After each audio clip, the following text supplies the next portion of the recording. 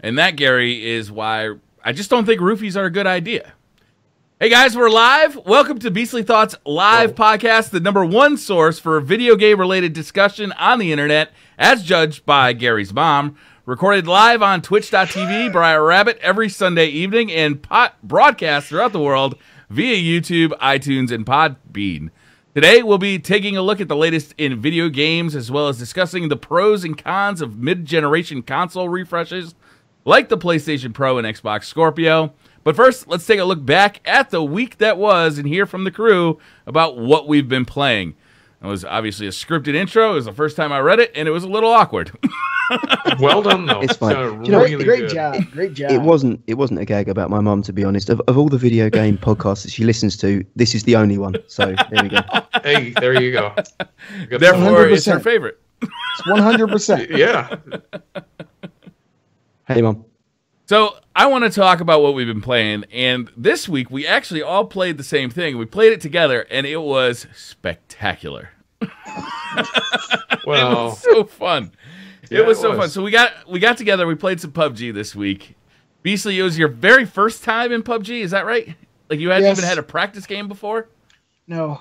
Oh my gosh. And Robbie, it was pretty early on in your PUBG career too. I think you'd been practicing a little bit that day, but other than that, I mean, we did pretty well. I felt like, we were getting down with some murder. We're doing some murder. It was good.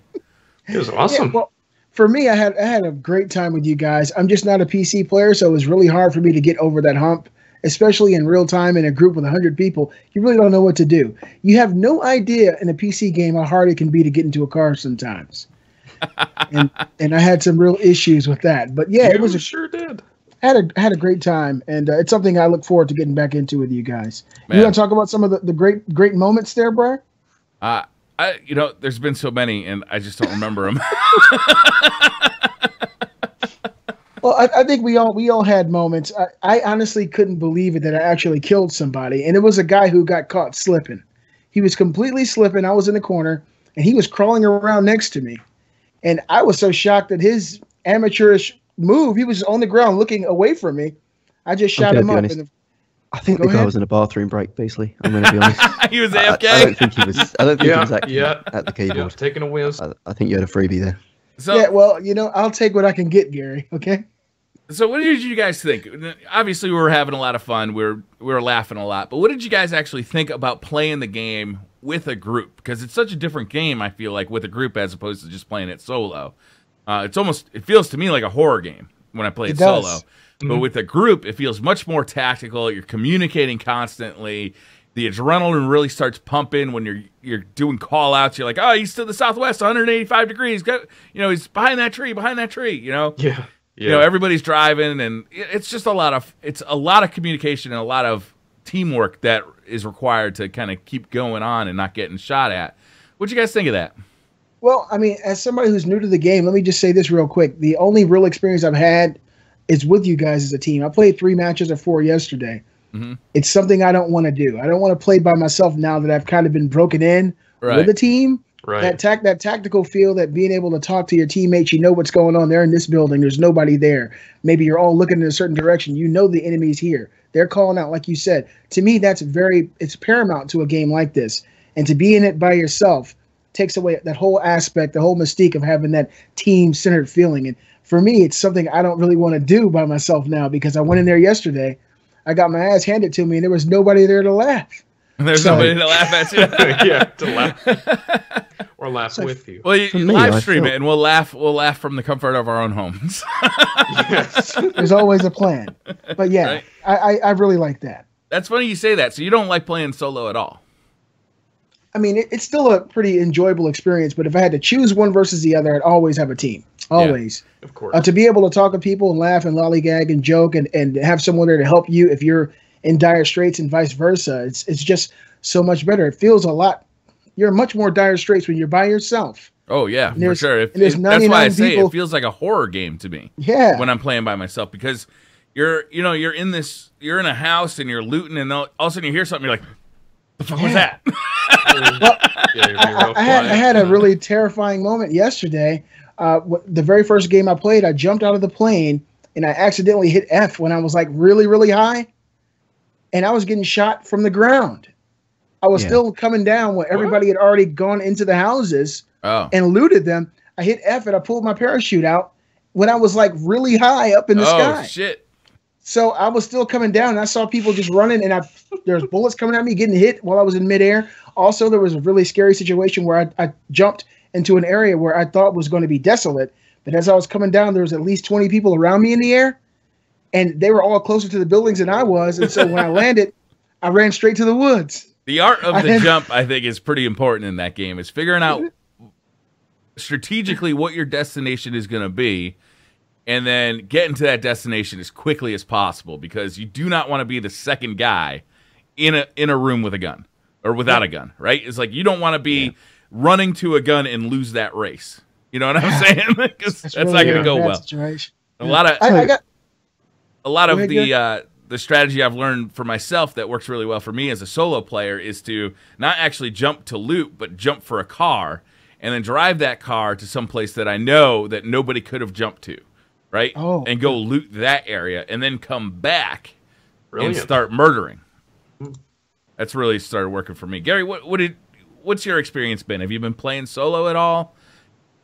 Yes, I was going to say that I've had the opposite experience of Beastly. So I came into it as, I think I picked the game up not months ago, about 6 weeks ago now, 5 weeks ago.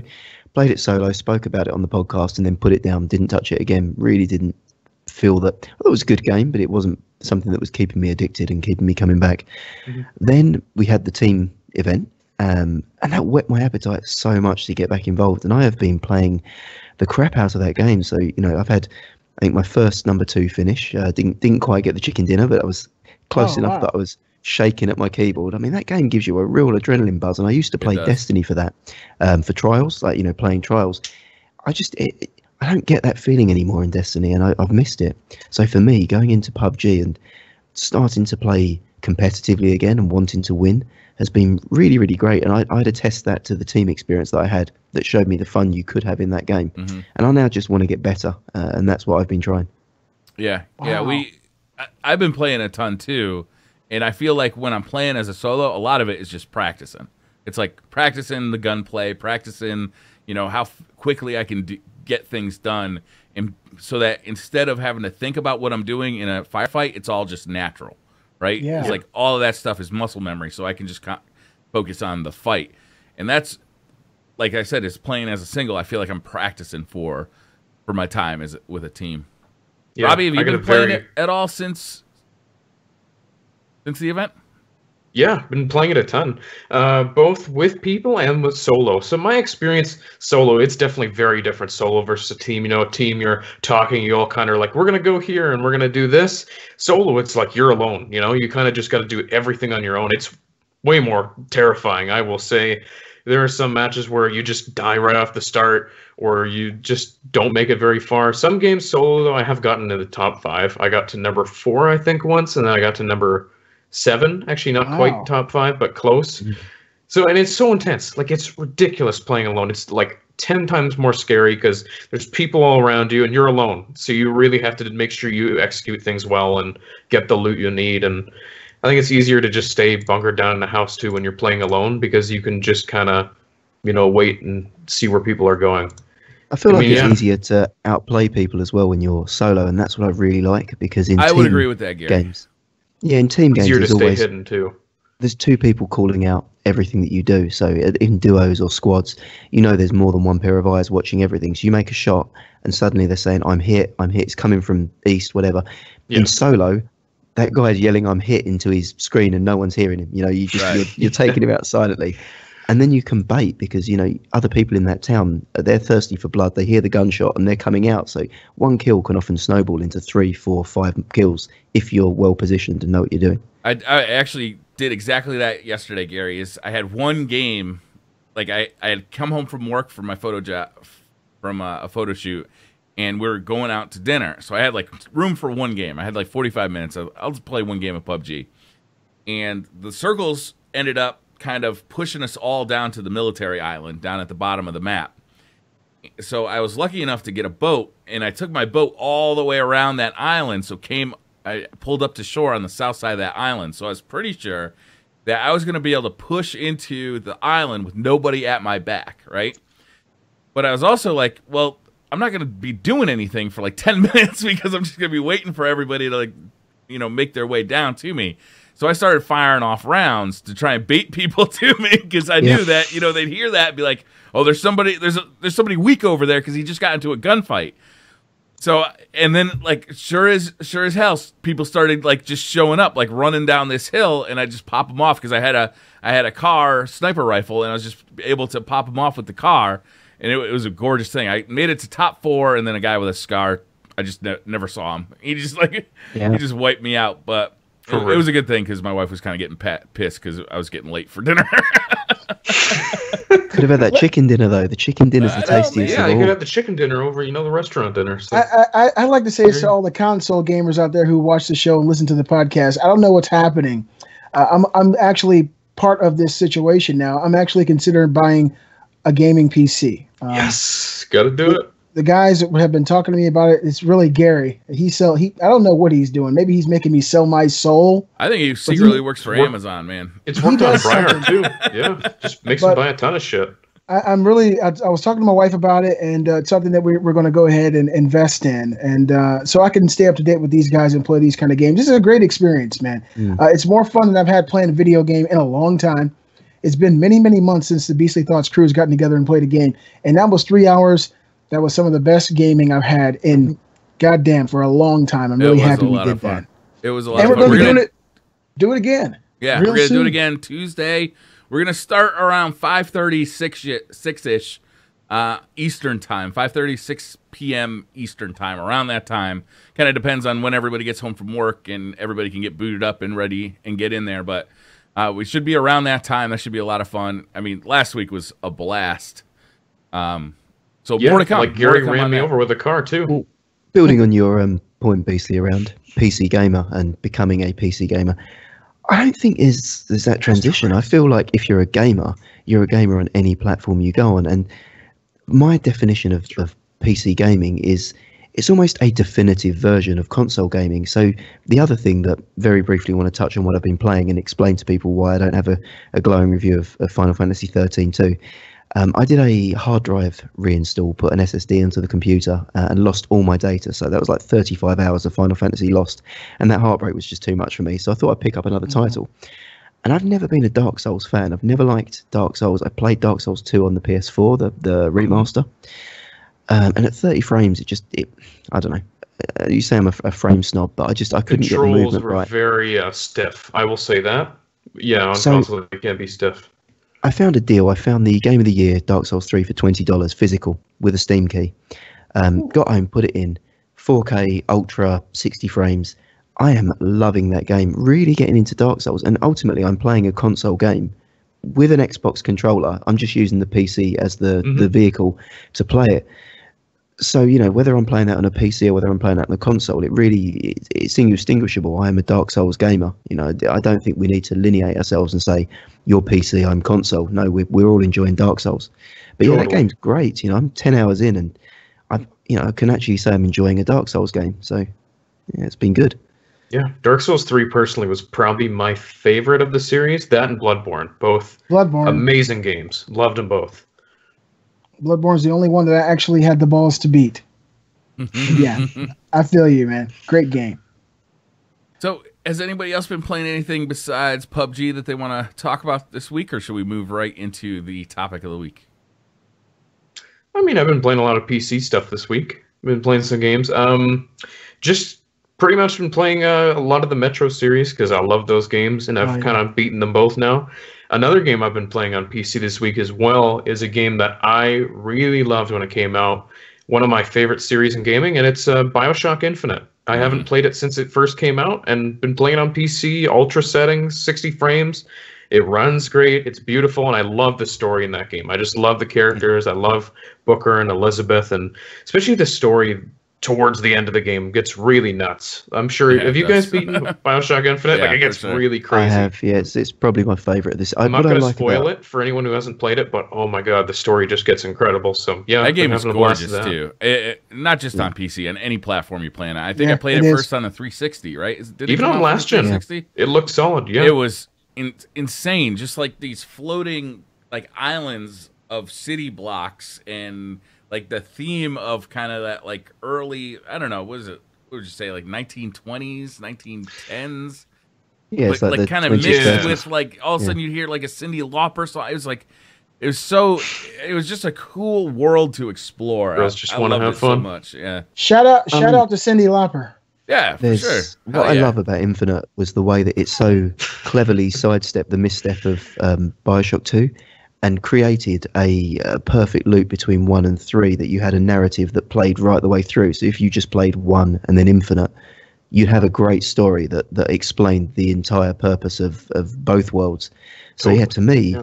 Infinite's a great game. And Briar, I've got to disagree. If you've played Bioshock Infinite in 4K Ultra, man, Columbia looks beautiful. I could go and live there tomorrow. It looks great amazing. on the 360 too, though. I mean, yeah, it looks better in 4K. Of course it does. You know, I'm not stupid. I'm not that's blind. kind of like. But obvious. I played it originally on the. I've actually bought that game 3 times. I bought it originally on the Damn. 360, played it all the way through, and I loved it. I actually bought it on my PC when I was running Mac. So it was like I was booting my Mac into Windows, and I bought it on Steam there, and then I bought it again on Steam again because I have a different account now. I wanted to, Old school boot camp, Briar. Using boot camp. Jeez, Boot Mac camp, for yeah. PC games. Yeah, What the yeah. hell? That's just wrong. You gotta do what you gotta do, No. Robbie. No. Gotta do what you gotta do, man. That's Took too Briar a desperate. while to come around. He came around finally to I'm not Windows. really around. I still fucking hate Windows, it. man. I fucking hate Windows something fierce. It's not as bad as it was when Windows 8. Windows 10 is much better than Windows 8 was. Yeah, But if I could Totally. if I could just run Mac OS and like game I mean- on it, like if they made the hardware that I wanted, like I would have never bought a PC. But Gaming on a Mac, Briar. Come on. No. you Look know, at his I don't face. even fucking think you know what you're talking about. I think you're Okay. just parroting bullshit that you've heard. Maybe it's just because people love to throw shit at Mac. I don't know. I've just never really cared. Mac's fine, but I've never really had a Mac computer. Macs are great computers, just not great for gaming. That's what I mean. Yeah. They- I think they're good for everything the else. thing with Macs is that you can build a PC and then put Mac OS on it. You can like kind of like make it happen. But Apple just isn't selling hardware that really appeals to power users anymore, which is a real shame. hmm They want that kind of social aspect, that social arena where people can just get in and just go, and you don't have to learn a Everything's got to lot. be lighter and slimmer Yeah. and prettier. Whereas, you Yeah. know, I still want the pretty, but I want the power that I used to get from a I Mac. want the power. It's like they build it for ease of access too, Brad. People who Well, aren't that's really, the great thing about OS 10, man, is the ease of access. The operating system is so stable and it's so easy to use, and it just makes so much sense as opposed to Windows, where I mean, shit is just. I mean, the fact that there's still a registry in Windows is goddamn ridiculous. I hope everybody's watching this live. This is amazing. Briar does not fuck with Windows. Talking about hardware that appeals to power users and Yeah. wanting power out your hardware, Yeah, I think it's time we dug into our BC Roundtable for this week. That's What do a you good think, idea. guys? absolutely. So, the topic for this week is mid-generation console upgrades. More choice for the consumers or just plain bad for business? So, by means of intro, we all know the Sony PS4 Pro is out, and Microsoft are soon to launch their own high-end variant of current generation consoles, which have been marketed as hardware for enthusiasts that want the best possible version of their games, and they're prepared to pay for it ultimately. These machines are a premium, and they've created choice for consumers, previously only offered to their PC counterparts. Saying that, not everything has been received so positively, and with the choice of hardware comes division in the community. So those who have opted to buy into this, and those who haven't, and are being accused of holding back their higher powered counterparts. What do we think of mid-generation consoles? Great for gamers, bad for gamers, or too early to know? I'll go first. I actually, after owning the PS4 Pro and playing it and spending lots and lots of time enjoying it. I see that it does have certain perks, but I don't think that those perks are warranted for a whole new price point, for people to jump all on board for a potential of what the future could be with the console, and then we get what we got here. Iterative change is just that. The change that gamers really want is very close to what PCs are. 60 frames per second, 1080p, higher resolutions than 1080p. And even with the PS4 Pro, we're not getting that. We bought a new system with the hopes and dreams that were sold to us by Sony and people in their marketing departments. But really what we got is another PS4 that's able to do just a little bit more than the original PS4. I think with iterative change, the days of the next generation console are going to go away. I remember having a PlayStation 1, and I remember enjoying that console and playing it and spending hundreds of hours on my PS1. When I saw the PlayStation 2, there was a complete difference. When you first saw Tekken Tag Tournament, you knew this was something that, or you knew it was not possible on the PlayStation 1. And it was a complete change for the gaming ecosystem. Gamers knew that this new generation meant something different. PS4 Pro is not going to change the game for PlayStation 4 gamers. Iterative change isn't going to change the game. And I think as long as these companies do this to nickel and dime the consumer and get more and more money from the consumer, we're going to lose real change. Iterative change isn't enough, in my opinion, especially if you got to spend more money for a new console that does very little compared to the one you already bought. Pretty much. Right. We talked about this last week. I forget which one of you guys said it, but I think it may have been you, Briar. Horizon Zero Dawn on the regular PlayStation 4 looks almost indiscernible from the one on the PlayStation 4 Pro. Unless you have a 4K TV, I think it's a different story. That's the difference. I played them both. They were both side by side on both of these 4K TVs. Mm-hmm. My wife's, hers is, just a regular PS4 connected to her 4K. My Pro is connected to mine. They both look great. You got to look a little bit, harder to see that extra clarity of the actual 4K assets. But the one on the regular PlayStation 4 being played on a 4K TV looked phenomenal. Mm-hmm. Yeah. Now, basically, just to interject there, I know you're saying that there's not been that generational leap with these pieces of hardware, but this hasn't been marketed as a generational leap. I think that's consumers, projecting that onto what Sony have said. If you look at what the PlayStation 4 Pro was meant to be, Mark Cerny and other people at Sony have always said that this is a mid-generational upgrade, not a generational leap. And you have to also bear in mind that there is a $100 difference between the base hardware and the Pro hardware. This is not a completely new unit. This is a $100 variant. If you want it, and more choice for the consumer is never a bad thing. You're making it sound like this is the alternative to the PlayStation 5, which we know it isn't. No, yeah, well, you make a good point there, but we got to keep in mind, I'm seeing this from a completely different perspective than a person who doesn't already own a PS4. My brother Joe, for instance, didn't own a base vanilla PS4. He bought the Pro when the Pro released. He got it on the release day. For him, that's a much better value than someone like me who already has 4 PS4s in my house, buying a Pro for $400 and getting what I got out of it. Of course, Mark Cerny didn't say this is basically what the PS5 would be, but they did build it as something much more powerful than the original PS4 that was going to be able to do a lot more than the PS4. Which it arguably is. It's 2.8, is it, times more powerful? In my opinion, they didn't build it so much for a power thing. They really build it for 4K HDR. Like they said, okay, to me right now, this is kind of a weird time for a video game console because these things came out when 4K TVs were just beginning to hit the market. Mm-hmm. The PlayStation 4 did. Now Sony is out there selling 4K TVs. So Samsung, everybody's like interested in these 4K TVs. You can get Netflix in 4K. You can get Amazon TV in 4K. There's all these services that provide 4K. And you know what? I'd like to game in 4K too, but none of the game consoles do that. I don't think there's gonna be a PS5 Pro. I don't think there's gonna be a PS6 Pro. I think it was a very targeted time for Sony to say, you know what, like people want a game in 4K. Not everybody, and we're not gonna separate the pro gamers from the base gamers. But some people are gonna want a game in 4K. They're buying those 4K TVs. They want to see the HDR. Why don't we do that? We could charge an extra $100 for it, and we maintain the fact that we're the most powerful console on the market. Yeah, I don't know. My issue with they're not forcing you to buy it. You know, it's just it's for the enthusiasts out there. True. A lot of people will get upset at these things, and it does seem to people like, they're forcing it, or people are going to be mad at it. You don't have to buy it. Yeah. End of the day, you do not have to buy it if you don't like it. This is my thought. I'll say this real quick.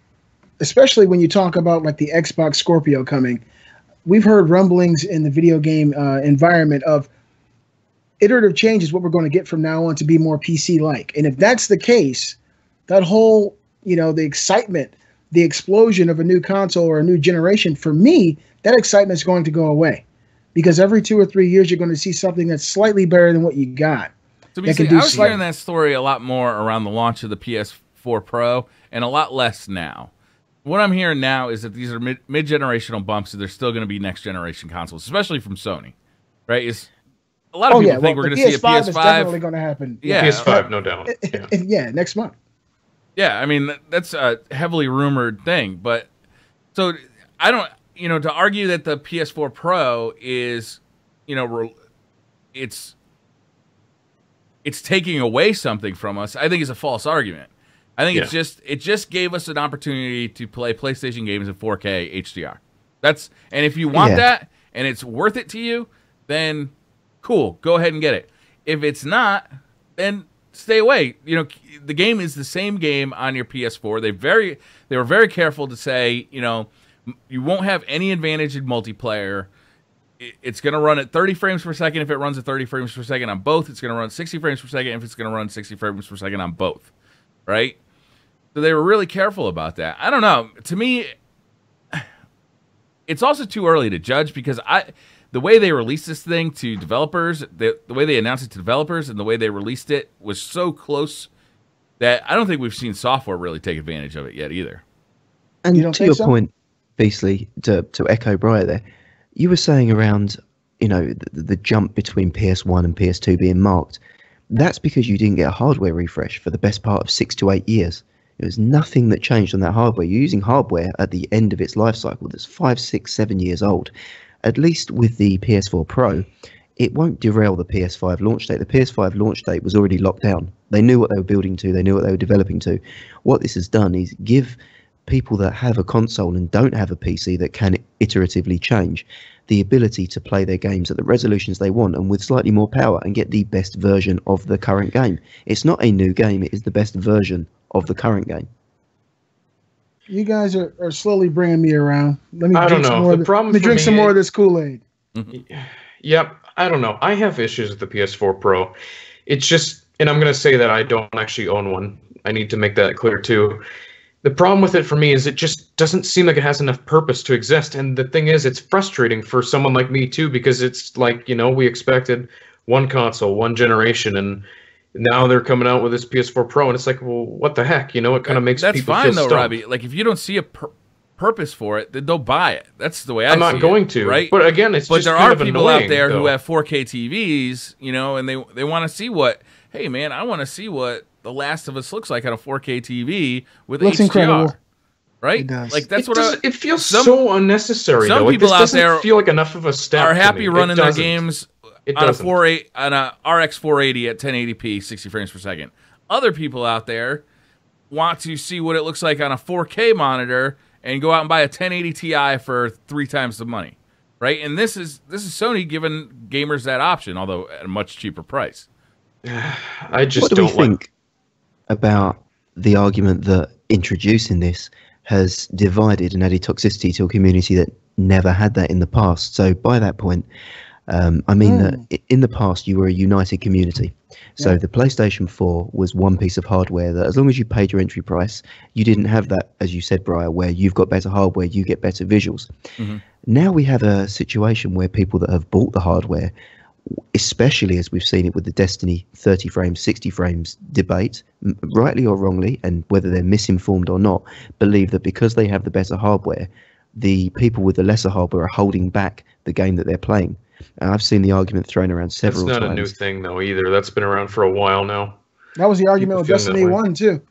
Yeah, we've seen the argument. Destiny 1 was on the PS3 and the Xbox 360. That was different, though, because that was between the PlayStation 3 and the PlayStation 4, the Xbox 360 and the Xbox One.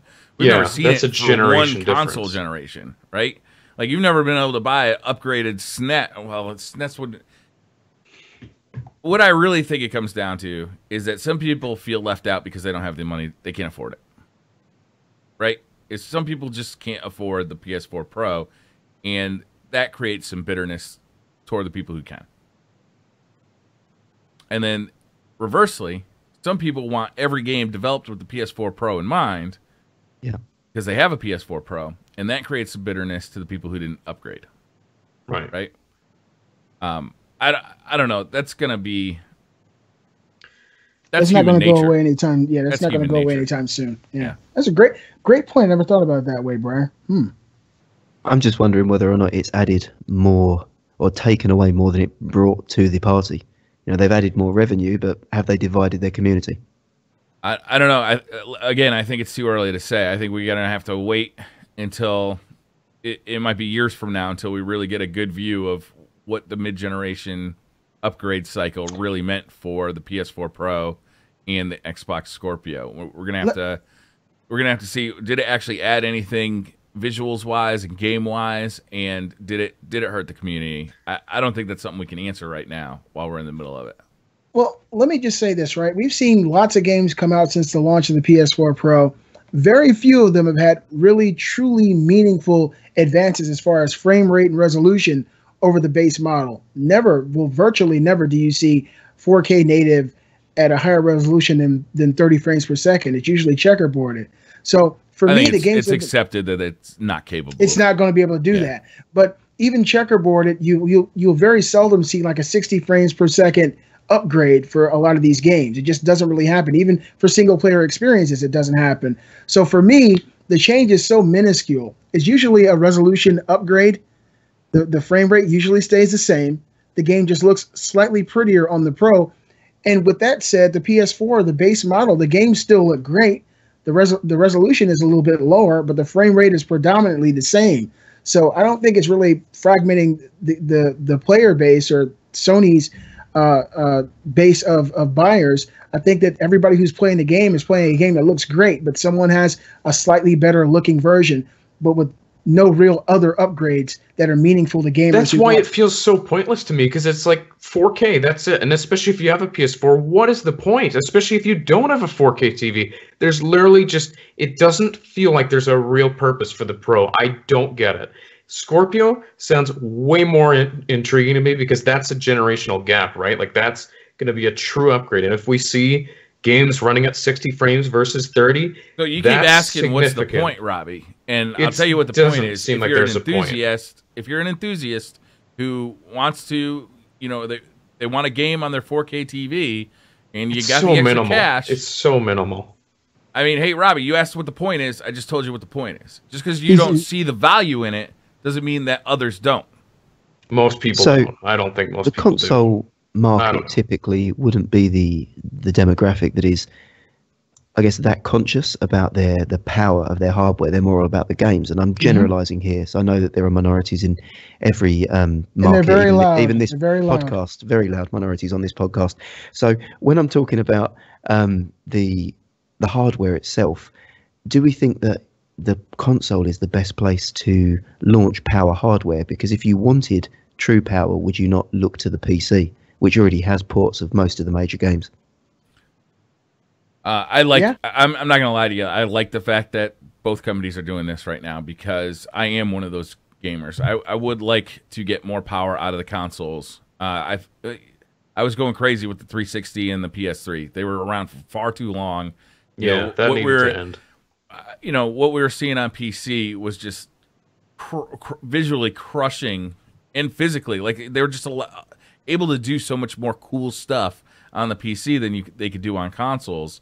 I was very welcoming of the PS4 and the Xbox One when they come around. I was very excited about new consoles because it's been a very long time. And the fact that they are now thinking about updating these consoles more frequently, that's great, because we're just going to, not everybody has to buy them, but if you are, you know, somebody who's an enthusiast and likes to see like the new cool developments and likes to get their hands on the new tech, Like, it's very exciting. Instead of just buying an Xbox 360, putting it under your TV for 9 years, you know, getting something new every once in a while is pretty fun. I like that. But it has to be a substantial upgrade. Like, it has to be substantial enough. Whereas, Robbie, I said before, though, I don't think that we've seen games developed yet come to market yet that were developed with the pro in mind. I just don't think we've seen it because developers knew about that thing like 3 to 6 months before we found out about it, and then it got released the same year they found out about it. And it takes time to develop games. Let me ask you guys a quick question. Have you ever had a PC graphics card and you upgraded to a new one that costed maybe $100 more than the original? Does that happen in the PC world often? I mean, it can. New, well, like if you're comparing new, then but there's usually a few years in between.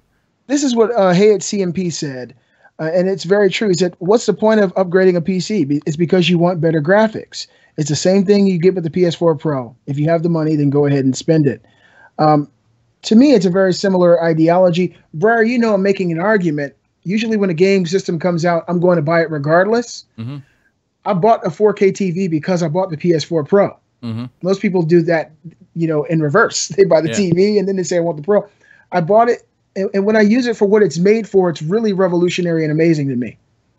But I'm also one of the people who can take a step back and say, wow, I spent $1,300 on this TV and I bought a PS4 Pro and it's just for a higher resolution. Some people are fine with that. You know, other people would say, I'll put this money into a PC and get 60 frames per second. It's really relative to the person. And honestly, I don't think there's anything wrong with upgrading to the PS4 Pro. I'm happy with it. I don't think it's a disgusting piece of hardware, Robbie. It actually does what it's supposed to do.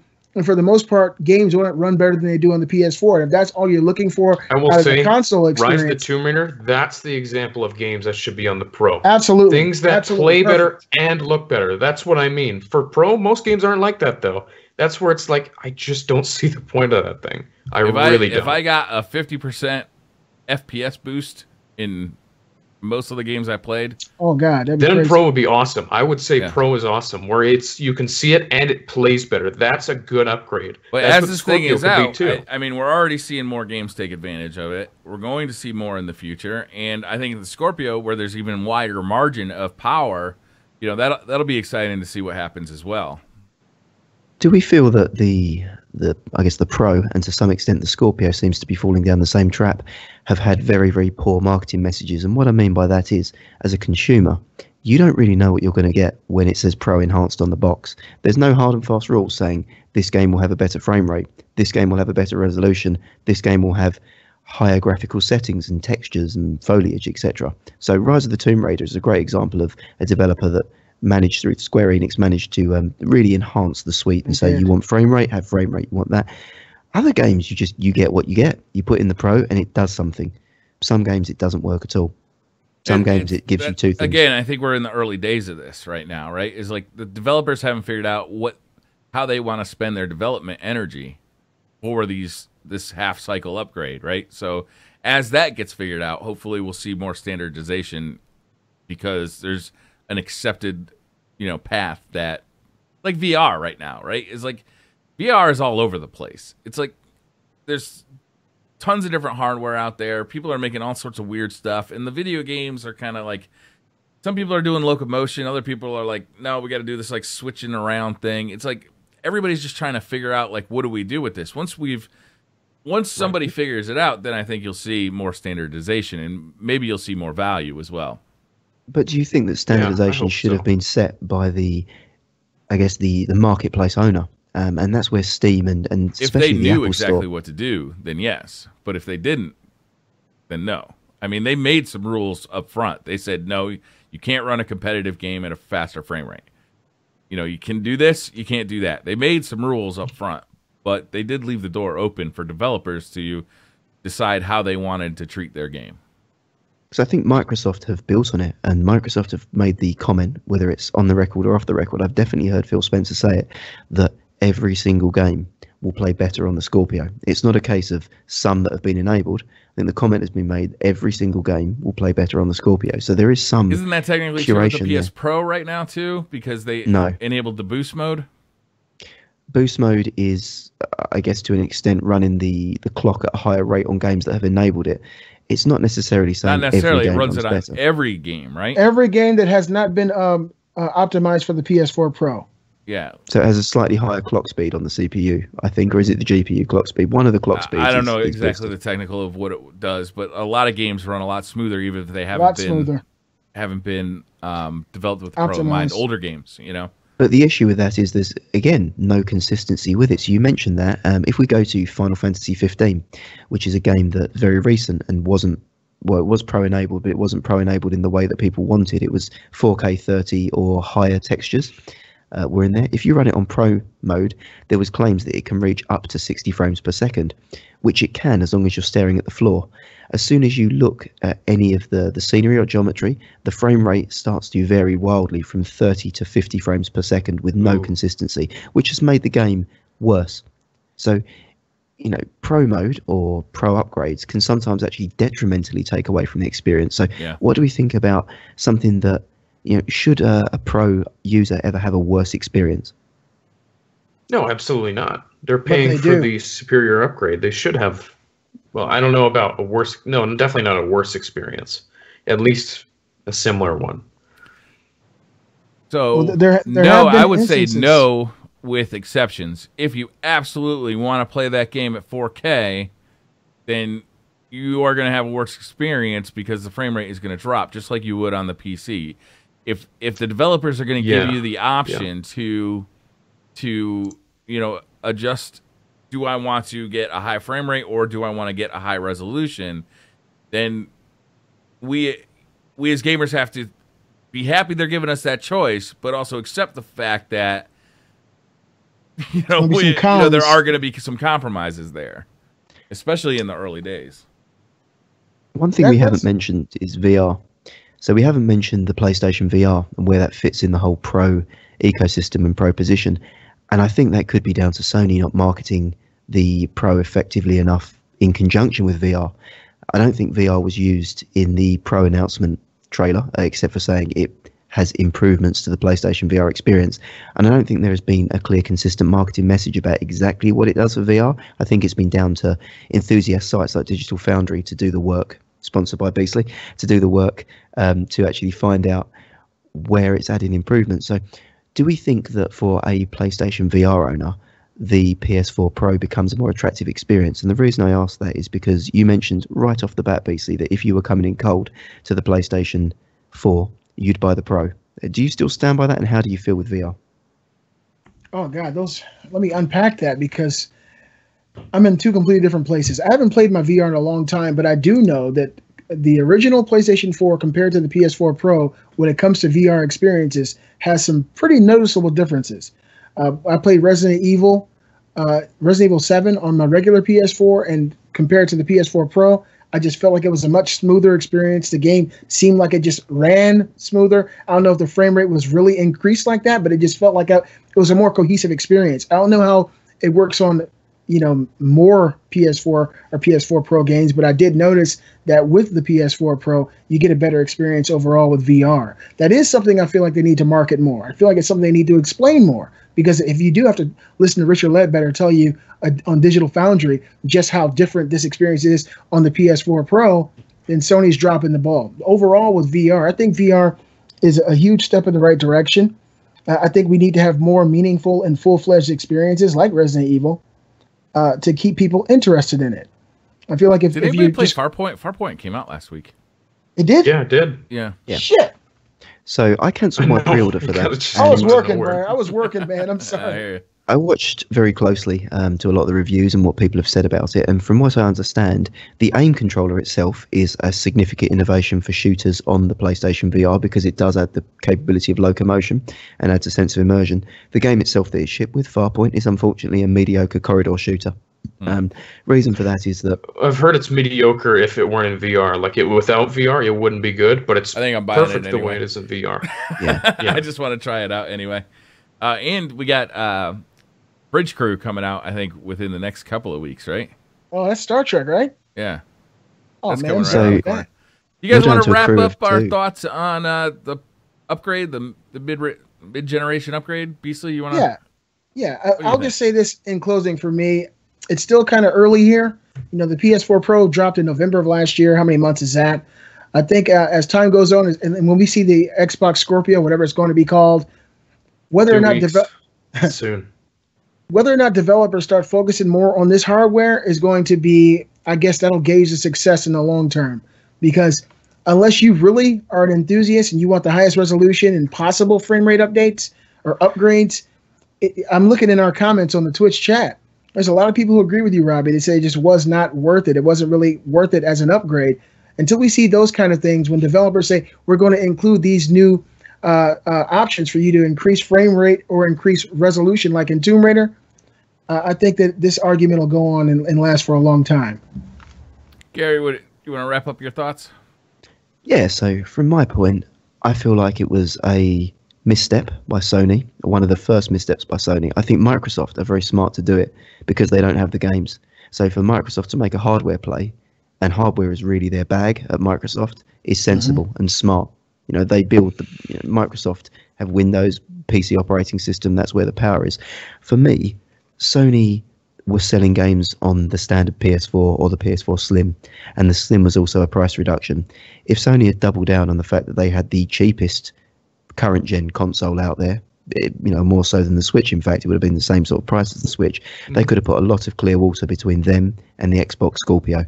And that big price gap there that you would have paid, the additional $200-300 potentially to get a Scorpio, you could have bought yourself a lot of PlayStation exclusive games, and that PS4 Slim would have been a much more attractive proposition. Unfortunately, with the Pro being in the mix, you've now got the power hardware being the second most powerful piece of hardware on the market to the Scorpio. So I don't know, it's in a difficult place right now. Robbie?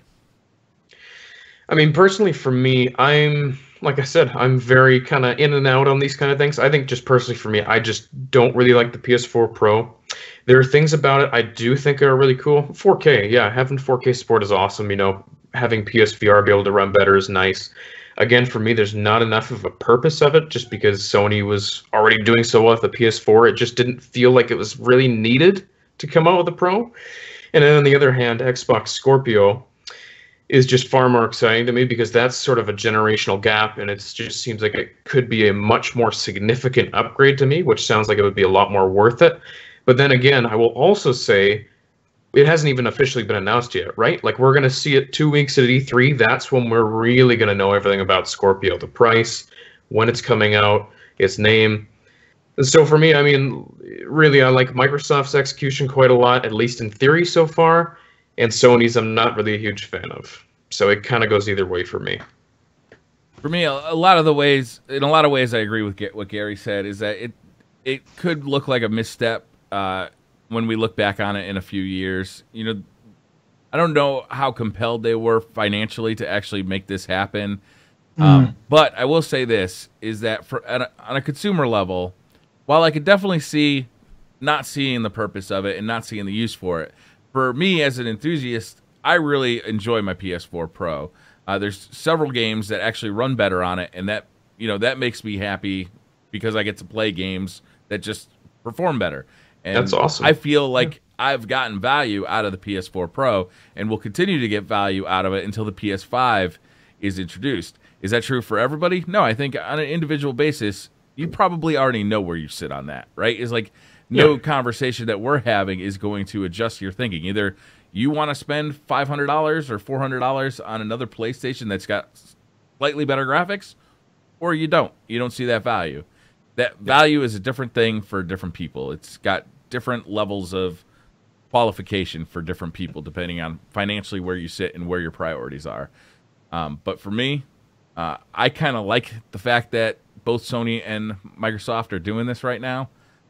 Because it just spices things up in the middle of a generation. Yeah. Well said. Do a little news? What we got, Rob Skull? For sure. The first bit of news before we dive into the top bit, Briar, is next week we won't be the judges and adjudicators, will we, on this segment? Theoretically, if we can get it to work correctly. Well, preview for next week. If everything works according to plan, then Briar has a little treat for the viewers in the chat, and you guys will be able to decide who has put forward the most persuasive argument. So tune in next week when topic will be revealed on Wednesday, and we'll be having another roundtable discussion. Hopefully there will be voting in chat. Yeah, I'd like to see that. If we can get it to work in a way that makes sense. Sweet. Yeah, for sure. So definitely not then, basically. All right, let's do some news. All right, let's get into the news, guys. So this basically goes straight off of what we were just talking about. In a series of tweets, Xbox Vice President Mike Ibarra has claimed that developers will not have restrictions for game performance on Xbox Scorpio, regardless of how the same game will run on Xbox One. Quote, developers are free to choose how they use the power of Project Scorpio for games. We have no requirements limiting frame rate or fidelity. Mike further clarified this will be true even for multiplayer titles across both consoles. Man, Where was this quoted from? that's crazy. Tweets. This is what he tweeted out. All right. He's This means that you will have a competitive advantage in multiplayer on if Scorpio. you buy a Scorpio. Because You just might. There is Wow. no doubt that 30 frames per second, at 60 frames per second, you have a competitive advantage. And if they can make So that this is- run, Right. It's kind of like what you used to say about Scuff. It is cheating, and I highly recommend it. Would you Fuck yeah. say that? Yeah. Wow. So this has been clarified by one of the VPs at Microsoft subsequently in a tweet, because exactly what you just said, Briar, the internet broke when this came out. So there were people screaming, So are they saying pay to win. So what it's been clarified as is that while developers have the option to do what they want with the frame rates and what they want with the visual fidelity, they think it is highly unlikely or highly improbable that any developer will choose to opt for that in a multiplayer game. because they So- wouldn't sell it for the Xbox Could One, be. you think? Possibly because of that, and possibly because the fan base would absolutely erupt. I think people are aware of the advantage that it gives if your console runs it at 60 frames multiplayer.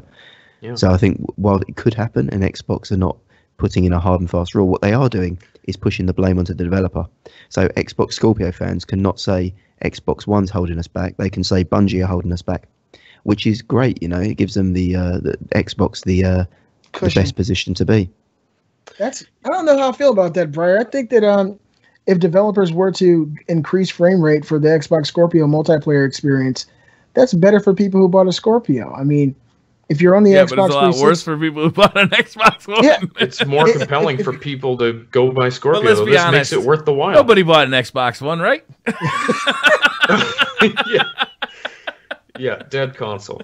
Yeah. You stole my joke, Briar. I mean, yeah, 30 frames versus 60 frames is a big deal. You're definitely going to have an advantage, but I don't think it's an unplayable situation. No, 30 frames per second is plenty playable, but 60 frames per second looks a lot better. No doubt. Yeah. Would That's you, the thing, would too. you This feel is- guilty? Would you guys feel guilty playing on your Xbox Scorpio 60 frames per second versus someone on the Xbox One No, playing at you wouldn't 30? even be thinking about it. No. You really I'd- wouldn't. Let's be I feel- honest. I'd feel guilty when I teabag the people I beat, but I wouldn't feel guilty playing it, no. Do I feel guilty using a 1080 to play PUBG when I know there's people out there using a potato?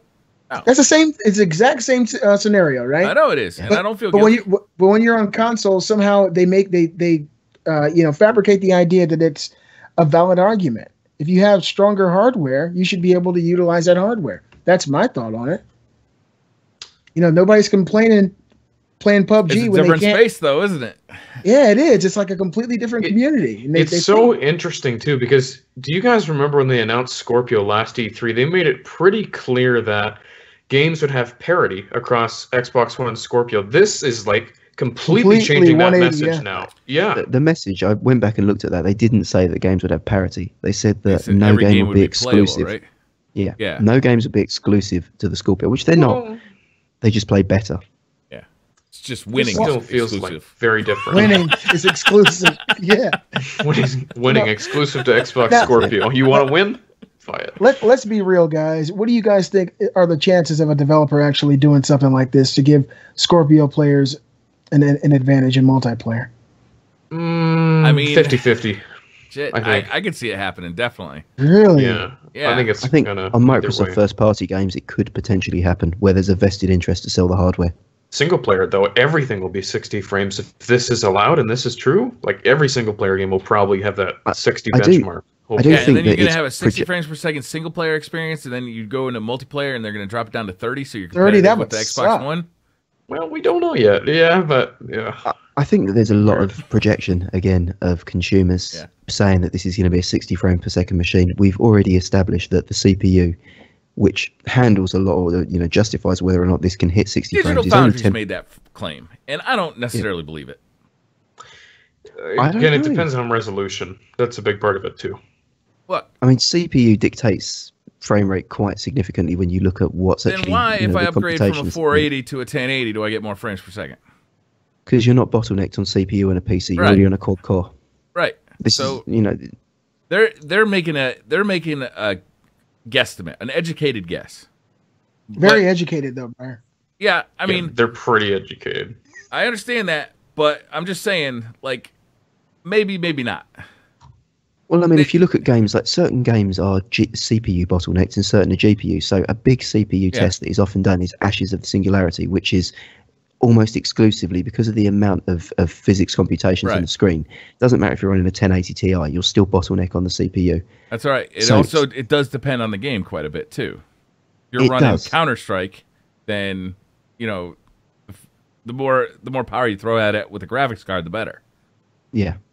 So I'm just saying that we shouldn't look at a misnomer saying because this has got so many teraflops of GPU power that it's a 60 frames machine. The CPU is not that much better. It's still the Jaguar core. I also don't know how much developers really value 60 frames per second. I feel like it's something that's so highly coveted. It's so highly coveted by gamers, but developers seem to always want to put graphical fidelity ahead of it so that their screenshots look good on web pages and stuff. Yeah, that's exactly what they do too. 60 frames has come from a PC background as well. I mean, COD was a 60 frame champion on consoles. Yeah. But at the same time, I feel like it's now an expectation because people have seen PC games running at 60 that they want that on their console. I feel like it's been a real stumbling block for the Xbox One and the PS4 is that, we were playing 60 frames per second games or 60 frames per second games on the 7th generation PS3. And then all of a sudden, the new consoles I don't think were as powerful as we hoped they were. And I think we knew that right away because we got a slightly higher graphical fidelity when they released, but it came at the cost in a lot of cases of frame rate. Yeah, you're absolutely right from the get-go. Like we haven't seen it kind of settle down at 60. It's been the same way the whole time. Yeah. For a majority of the games that are being released, you're going to see that 30 frames per second. I mean, even now, all these years later. Absolutely right there. What's next? What's next, Robbie Skull? Oh, sorry. I scrolled down past my news. Crap, looking at that porn, man. Here we go. No, I got it. A new Dragon Age game is in development at BioWare, according to studio writer Alexis Kennedy. So basically, he came out and said, we've had an extra project we're working on, and apparently said, I can now confirm it's a Dragon Age game. So that's happening, along with their new IP and whatever else they're working on. I played about 3 hours of the last one and was completely unimpressed. God, Briar, you're just like me, Briar. Yeah, you're just like me. I sat next to my wife. I was playing something else. I tried Inquisition with her. She beat the entire game, told me I was a loser, and she was going to leave me. I didn't care. The game just didn't suck me in. It didn't suck me in. I got her back on my team doing other stuff, Robbie. But Dragon Age, the original Dragon Age, was one of the greatest RPG experiences I've had probably in the last 10 years. It was just a seminal kind of experience, so special. And that still holds true for me today. So hopefully they can go back to what pulled me in about Dragon Age with the next one. Not to say Inquisition isn't amazing. This title is not enough to get me excited at this point. Yeah. See, Inquisition, and I don't know, it's a strange thing that I've discovered, but every guy I've spoken to didn't really get it and didn't massively get into it. And every girl I've spoken to loved it and played like 200 hours and things. Yeah, like you just said, your wife played it. I know other people's girlfriends who've played it, people at game stores that I've spoken to that like obsessed with it. I don't know whether it's the team dynamic and the relationships that you had within it appealed to something there. I don't want to generalize, but I don't know if anyone in the chat or anyone commenting here is a guy who liked it. Then let's look at the chat. Let's break the curve. But yeah, I don't know. It seemed to be a game that really appealed to women for some reason. Interesting point, Gary. Wow. What's next, Robbie Skull? Yeah, who knows? All right. Red Dead Redemption 2 has been sadly delayed to spring 2018. Rockstar Games has released new screenshots of the game and have commented on the delay, stating, quote, "Some extra time is necessary to ensure that we can deliver the best experience possible to our fans." Did you guys see Thank those you. screenshots? Oh my God. Oh, They they're look beautiful. phenomenal. Like, Oh that my game God. really does look nice. That thing's going to run at 30 frames per second, though. I bet we can.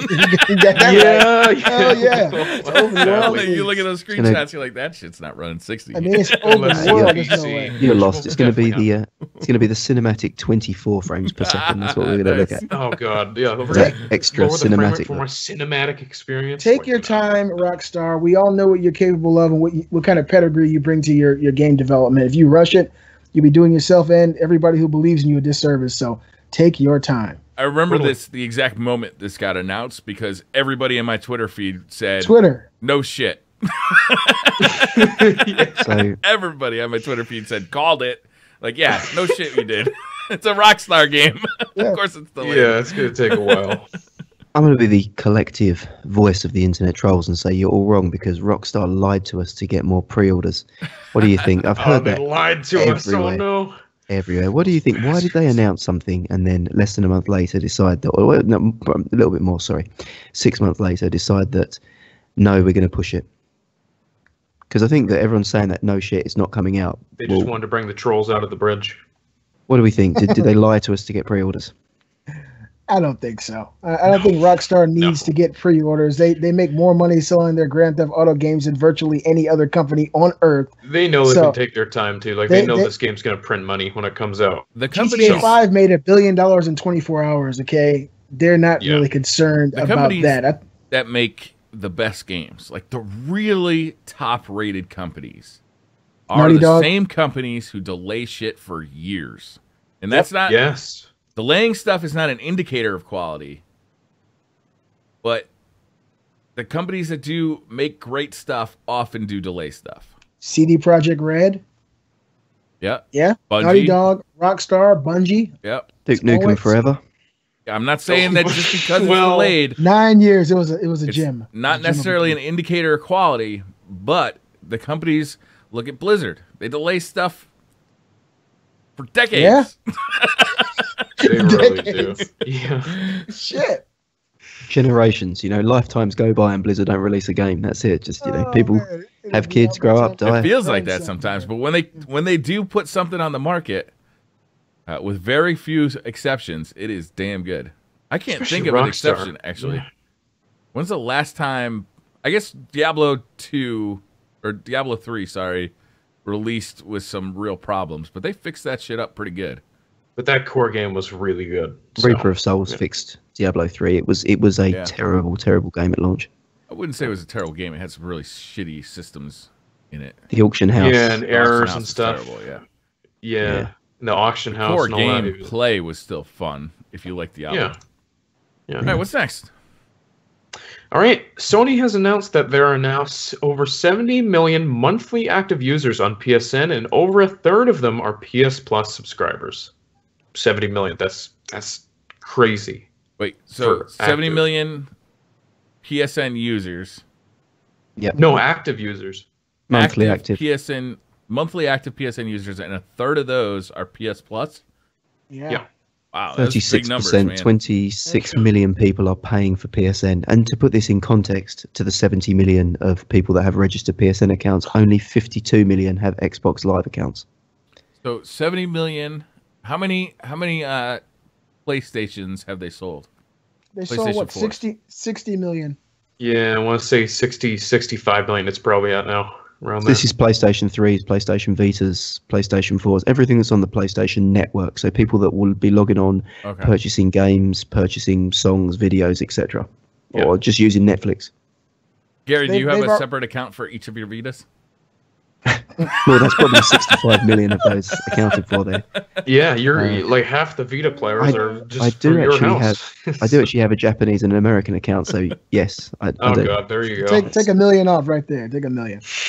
I think the biggest point on this is, or 2 points that I wanted to draw out and get us discussing, was PlayStation have a 50% lead on engaged consumers online versus Xbox, and PlayStation is only 36% of people are paying for PlayStation Plus. Are we surprised or not surprised by that? I'm really, really surprised by that. Every now and then on PlayStation 4, at least. Well, when I was on PS3, I never bought PlayStation Plus. I just didn't care for it. I didn't want to investigate what the perks were. You didn't need to pay for it to play online on PS3. So I was like, I'm not just going to pay $50 a year so I can get 2 shitty games. Yeah. PS4 changed that. You actually had to pay to be able to play online and get these perks. And now that I've gotten these perks and I've gotten over 100 free games, a lot of them are some of the best games I've played in years. On top of that, I can't understand a person having a PS4 and not playing online. I can't imagine a person having a PS4 and not wanting some of these amazing free games. It's really mind-boggling to me. Are you guys not surprised that there are so many people not paying for PlayStation Plus on PS4? Never I'm surprised that so many people don't pay for stuff. Yeah. People are cheap. Yeah. I'm the other way. I was surprised that 36% do pay for it. Yeah, and the reason I say that really high. That's for almost 40% engagement of people paying on top of actually having your console. Because as far as I know, a lot of people buy their PlayStation and they play FIFA or something similar on there, and they use it for Netflix 99% of the time. Surprising amount of people don't even play online, really. Yeah, if you see your friends list, and there's loads of people that were last online 7 days ago, currently playing Netflix. You know, just things like that, or that kind of stuff is common. So for me, if you've got almost half of I say over a third, it sits between a third and a half.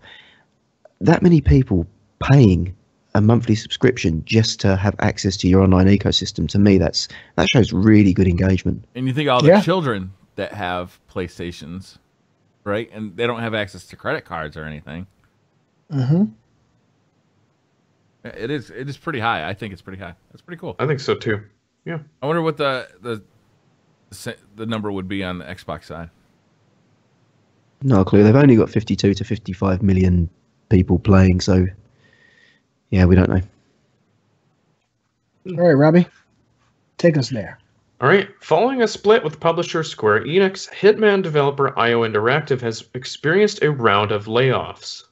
That sucks, man. Hitman was a fantastic game, and this is no way to reward that. I don't know what the hell Square's thinking here. Totally agree. Yeah. So Square are ditching the Hitman franchise. So they're selling it as a brand. So someone else is going to be picking up Hitman. The issue with Hitman, as great a game it was, Briar, it didn't sell. It partly because it was released in an episodic format, which wasn't clear to people. So there wasn't a physical disc they could buy. It was a code that you had. And partly because with it being an episodic content, the release at drop was only a fraction of the total game, and people weren't comfortable with that. So if they had a chance to do a Hitman 2, a follow-up, I think the buzz that Hitman generated, I mean, that thing was featured everywhere. Every streamer was playing it. Every big website was doing features on it. And that didn't even, I feel like the buzz didn't even catch up with that game until like the Game of the Year discussions were going on. And like around, that game I think came out in like June or something like that. And like it was all over the place in December and January. Yeah. So yeah, I would agree. Maybe it didn't sell well, but you look at the buzz that was generated by that first game, and if they came out with a sequel to it, I think it's not long-term thinking there. And to sell off the Hitman franchise, we've had plenty of shitty Hitman games. It was IO that figured out the formula. So they made it's not really the good franchise where the money's not in the franchise, it's in that studio. Yeah. They need to bring that studio back for Hitman 2. I think it's just short-sighted. They're selling them with IO. So wherever Hitman goes, IO are going to, or what's left of them, the skeleton crew. So the whole studio plus the IP is being sold. So the IO kept the They did. Square Enix is a cold cut, as it said. It's a split with the publisher, so they don't want to publish IO games anymore. So I wonder if another company will pick them up. Well, apparently Hitman 2 is already 40% developed. So there's a game that's got its core elements on the table. Hopefully another publisher picks them up and they can rehire the employees that they need to. Yeah, maybe that would be a good get for Microsoft and for Scorpio. Maybe that's what they need. Because that's a great PC game and it's a great console game. Yeah, that would be good for them. Really well with their infrastructure. It'd be a nice exclusive for them too. That would be nuts. Yeah. Imagine if they acquired that like today. So that Phil Spencer, if you're watching, We know you watch the show, Phil. Also, if you haven't played that Hitman game, give it a shot. It is really awesome. fun. It's especially fun if you do it with people in the room with you. I've played it with my wife, and the murder in her eyes, man. The murder. We talked about the murder. It's a little bit scary. In her eyes, it's scary. But I mean, she's really cool. She's like, oh, it's fun. It's fun to play. It's a fun couch game with your friends. It really is. I've only gone through the very first level, and then I've drifted off to something else. The very first level on the boat, Briar, is the very first one that I've done. Oh, yeah. And I stepped away from it. Yeah. But, that game opens ways up. that you can kill people is insane. That game opens up. Give it another shot, Beasley, because once you actually get to a real level and you discover the possibilities, and, you know, they have so many other systems. Like, you have these kills that they just pop up. I think it's like once a month where it's just a limited opportunity to get a kill. I can't remember what it's called. It's like limited time target or something like that.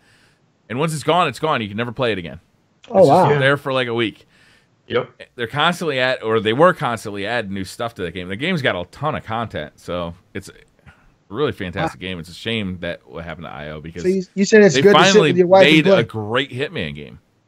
Wow. Yeah. All right, Robbie, what we got next? All right.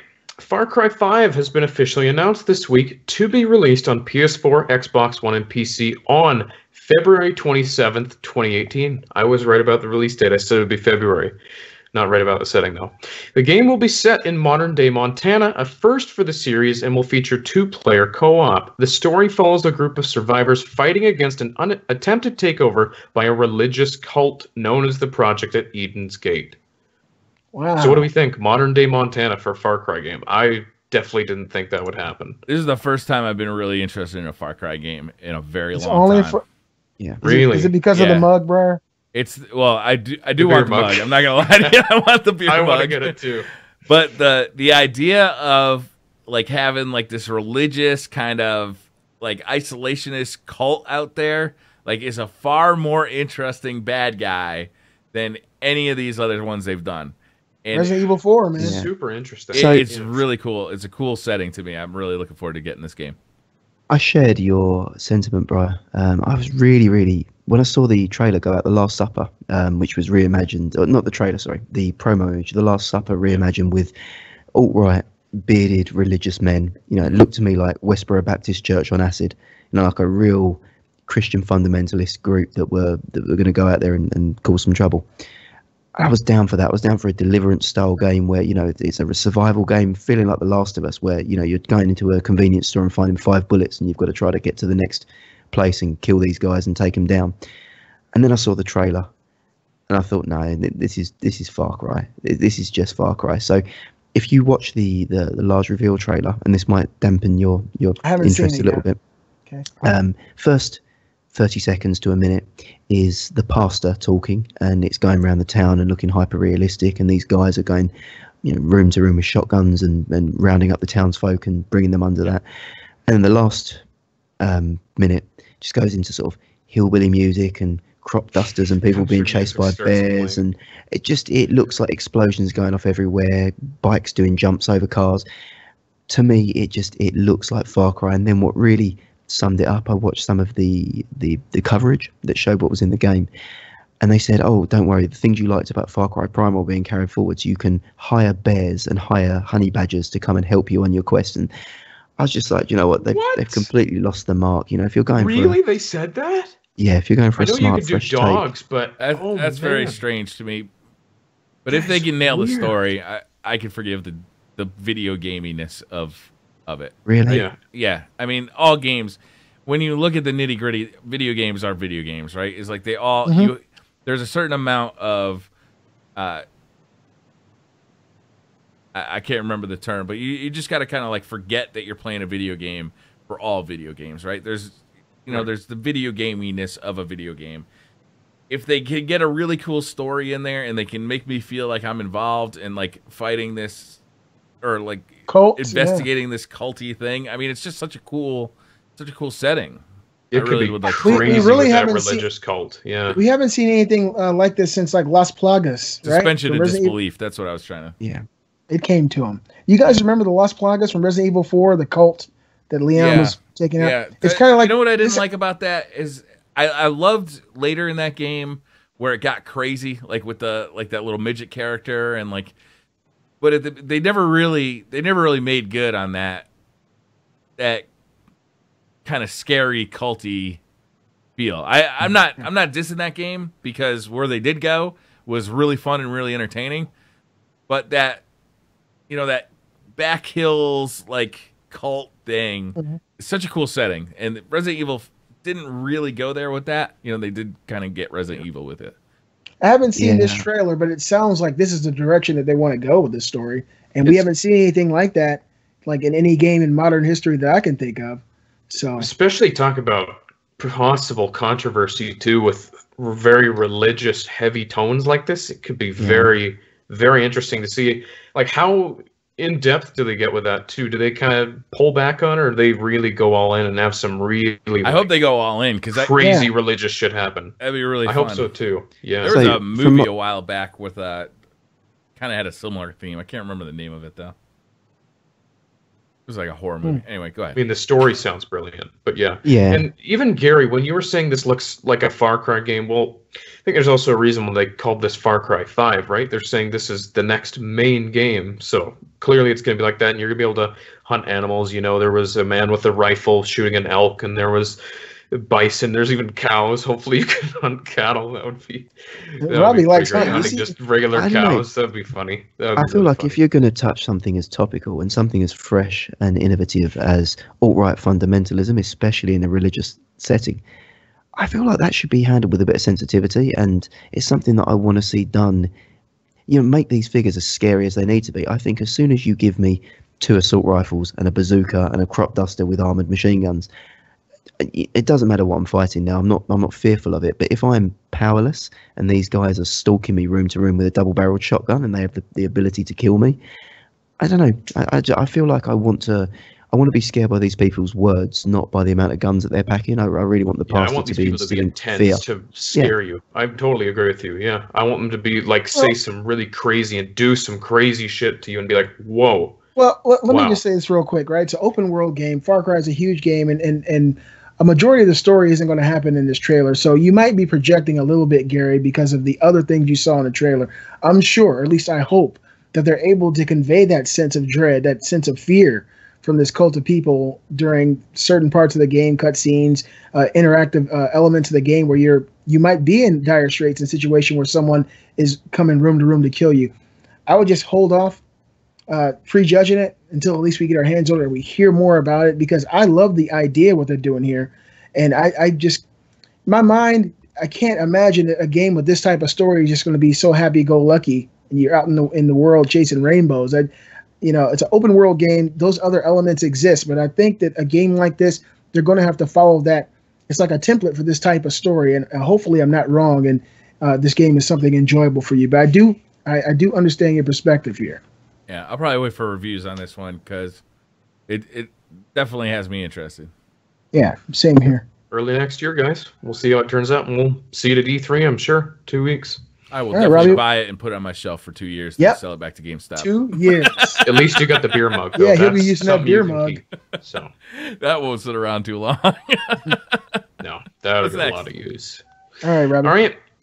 Square Enix president Yosuke Matsuda has stated this week that both Kingdom Hearts 3 and Final Fantasy VII Remake won't be released anytime soon, not until, quote, the next 3 years or so, and that both games, quote, still have a long ways to go.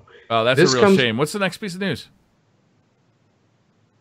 This comes just after the development team of Final Fantasy VII Remake. There's They one. were urgently Hold on, recruiting a Robbie. large number of staff. Hold on, Robbie. You actually went to the next story? We got to talk about that. Come on. There's one really big thing that we missed out of that, the detail, and that's that Square Enix have confirmed that they're going to be hitmanning this series, which is great because we discussed it earlier. This is going to be an episodic launch for both Final games. Fantasy VII, yeah. So 7 and Kingdom Hearts 3. And Kingdom Oh, Hearts 3, no. they've confirmed it across the board. Oh, So- God. What's interesting about that is they dropped the developer for Hitman because they felt that format wasn't successful. Never But doing now the they've same adopted- again. do we think that it's good to have games as services where you don't buy a DLC, you buy the $60 game, you get it earlier, and the game continues to drip feed you content over the year. However, that content will be lighter at launch. What do we feel about that? I don't like it, to be totally honest. It depends on the game. It depends on the game, what kind of game it is. Yeah, I mean, I was just going to say that, right? To have the right service model. I'm used to it with Telltale games. That's the way it's been done with them from the beginning. So if there's a new episode of The Walking Dead coming out, Guardians of the Galaxy, something like that, you know what you're getting. You're going to get a couple-hour experience, wait for a couple weeks or a month for the next one. But if there's established franchises that have been out for years and decades, you're used to getting a full-fledged experience when you purchase that product. Now, Kingdom Hearts has always been a standalone product. It's never been episodic. It's never been ripped in half in multiple discs. It's always been a standalone product. Final Fantasy, they got away with it because Final Fantasy VII initially was a 3-disc game, and certain aspects were locked away and partitioned on different discs. So to me, they were able to sneak that one in. But if they want to start doing this with well-established franchises and make them super episodic, I think it could end up hurting them in the end, because once you play a game and you get done with that experience and you got to wait for a few months or however long they want you to wait, when it's time for the next experience, you're going to have to go back and play it again, the original, so you can remember where you were, because it's like watching a TV episode. Every week you need a refresher at the very beginning to see what you missed or what happened. And if you're playing a game every couple of months, when it's time for the new episode to come out, you're really going to be completely at a loss of what you did a few months ago playing Final Fantasy VII or Kingdom Hearts. I think it's a bad decision with certain types of games, and if a game is already established, if that's the way they've done it in the past, I think Square needs to respect that and give gamers what they're used to. Yeah, I mean, I don't understand why they felt the need to announce these games so early, though. Right? Kingdom Hearts 3 was announced almost 4 years ago, and they're saying it's arriving in the next 3 years. 3 years? That's so. insane. Like, what have you been doing? Are you just sitting there scratching your ass? Like, they literally have to. The funny thing is, Final Fantasy VII, like they're saying now they need to recruit people urgently. The game's been in development multiple years. What are you doing? Didn't they, Robbie, correct me if I'm wrong, didn't they win E3? God. Didn't they win E3 2015, Sony, with the reveal of Final Fantasy VII Remake? Was that 2015?